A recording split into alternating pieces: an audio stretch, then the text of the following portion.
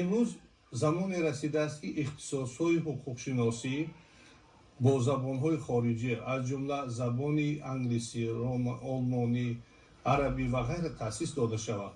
мо тавонем мутахассисонеро тайёр кунем ки бо забони хориҷӣ тавонанд манфиатҳои миллати моро дар сатҳи байналмилал, сохторҳои байналмилалӣ ҳимоя кунанд.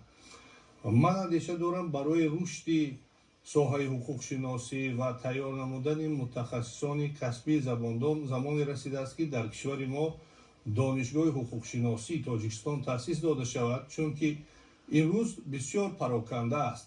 ҳуқуқшиносон дар донишгоҳҳои гуногун дарс дода мешаванд, тайёр карда мешаванд.